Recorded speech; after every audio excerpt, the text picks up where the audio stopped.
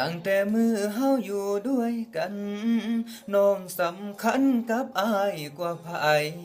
สัญญากันไว้พร้อมมือใดเฮาสิจัดงานแต่งอายหักเจ้าหักแห้งแพงหลายอายยอมตายแทนได้เดลาบ่เชื่อเลยว่าเฮาสิมาห่างกันก่อนแต่ง บอกได้บ่เหตุผลของเจ้าหากสองเฮามันยังขาดบ่ได้น้องบอกกับอายน้องนั้นย่านอายพาไปกินเกลืออยู่กันมาเกือบปีอายบอกเคยขัดใจเจ้าวันทิศวันเสาร์เจ้าอยากไปใส่อายตามใจทุกเทื่อ อายบ่ดีบ่ใดคือจังทำให้กันคักแท้หนอหรือเจ้าเล่นบ่พอยังอยากเป็นโสดบ่พอมีคู่กายเจ้าอยู่กับอายใจอยู่กับไผอายยังบ่ฮู้บอกมาเบิ่งดูสิสานต่อหรือว่าพอสำนี้ อายสิโทรหาพ่อกับแม่มาซอยแก้กับสิ่งที่เป็นอยู่หากว่าเฮาบ่แม่นเนื้อคู่อายบ่ฝืนใจเจ้าต่อความหักมันบังคับบ่ได้แม่นฝืนไปเฮาสิมีสุขบ่หากว่าเจ้า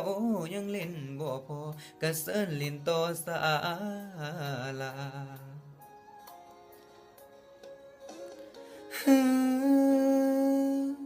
ฮึฮึฮึฮึฮึ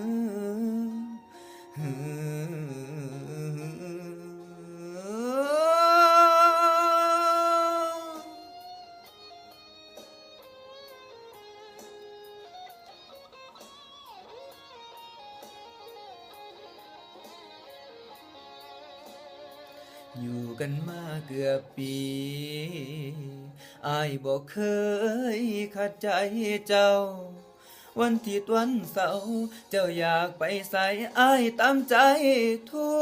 กเทื่ออายบ่ดีบ่ใดคือจังทำให้กันคักแท้หนอหรือเจ้าเล่นบ่พอยังอยากเป็นโสดบ่พอมีคู่กายเจ้าอยู่กับอายใจอยู่กับไผอายยังบ่ฮู้บอกมาเบิ่งดูสิสานต่อหรือว่าพอสำนี้อายสิโทรหาพ่อกับแม่มาซอยแก้กับสิ่งที่เป็นอยู่หากว่าเฮาบ่แม่นเนื้อคู่อายบ่ฝืนใจเจ้าต่อความหักมันบังคับบ่ได้แม่นฝืนไปเฮาสิมีสุขบ่หากว่าเจ้ายังเล่นบ่พอก็เสิร์นเล่นต่อศาลาพร้อมยกเลิกสัญญา